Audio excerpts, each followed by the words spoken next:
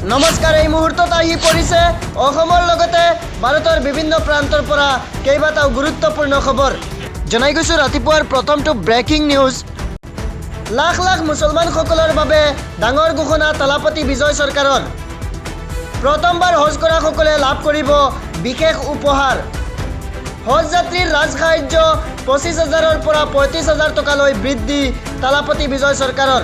আৰু কবৰস্থান উন্নয়নৰ বাবে ৩৪ কোটি টকাৰ বৃহৎ আবণ্টন দিয়া হৈছে।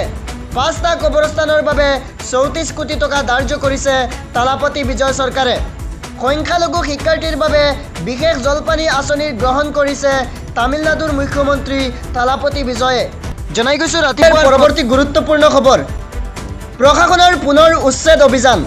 উচ্চতম ন্যায়ালয়ৰ নিৰ্দেশ মৰ্মে দক্ষিণ শালমাৰা মানকাছৰ জিলা প্ৰশাসনে বুধবাৰে হাটশিঙিমাৰীৰ বটেলতল তিনিআলি বজাৰত এক বৃহৎ উচ্ছেদ অভিযান চলায়।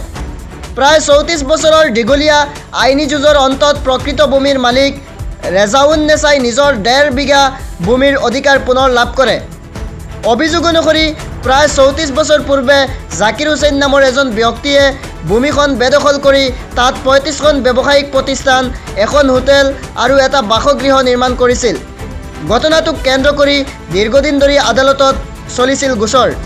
অৱশেষত উচ্চতম ন্যায়ালয়ে ভূমিখিনি প্ৰকৃত মালিকক বুজাই দিবলৈ জিলা প্ৰশাসনক নিৰ্দেশ দিয়ে।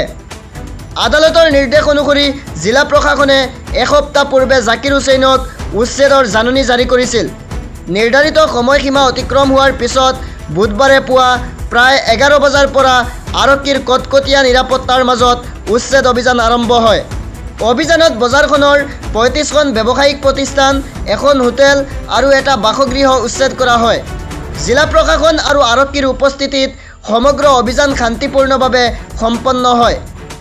এই উচ্ছেদৰ জৰিয়তে দীৰ্ঘ ৩৪ বছৰৰ পিছত প্ৰকৃত ভূমি মালিকে নিজৰ ১.৫ বিঘা মাটি পুনৰ ঘূৰাই পায়। পৰৱৰ্তী গুৰুত্বপূৰ্ণ খবৰ। বানত বিধ্বস্ত হোৱা নেপালী খুঁটিত যিমান গৰু মৰিছে সকলো আনি দিব বুলি কয় অসমৰ মুখ্যমন্ত্ৰী ডক্টৰ হিমন্ত বিশ্ব শৰ্মাই। ৰাজ্যৰ মুখ্যমন্ত্ৰী ডক্টৰ হিমন্ত বিশ্ব শৰ্মা নেপালী খুঁটিত উপস্থিত হৈ ট্ৰেক্টৰেৰে ঠাইখিনি পৰিদৰ্শন কৰি পশুপালকসকলক গৰু আনি দিবলৈ প্ৰতিশ্ৰুতি দিছে। জনাই গৈছোঁ সন্ধিয়াৰ পৰৱৰ্তী গুৰুত্বপূৰ্ণ খবৰ। উজনিৰ পিছতে নামনি অসমতো ভয়ংকৰ বানপানী হোৱাৰ আশংকা কৰা হৈছে, কিয়নো ভূটানে এৰিছে পানী। ভূটানে এৰিছে কুৰিচু জলবিদ্যুৎ প্ৰকল্পৰ পৰা পানী। পানীৰ পিছতে বঙাইগাঁও জিলা প্ৰশাসনে বিশেষ সতৰ্কবাণী জাৰি কৰিছে। জিলা প্ৰশাসনৰ মতে জিলাখনত অব্যাহত বৰষুণৰ লগতে কুৰিচু জলবিদ্যুৎ প্ৰকল্পৰ পৰা এৰা পানীৰ ফলত বান হোৱাৰ আশংকা কৰিছে। পৰৱৰ্তী খবৰ। পুনৰ এৰি দিয়া হৈছে নাগালেণ্ডৰ দয়াং জলবিদ্যুৎ প্ৰকল্পৰ পানী। খুলি দিয়া হৈছে প্ৰকল্পটোৰ ৪খনকৈ গেট।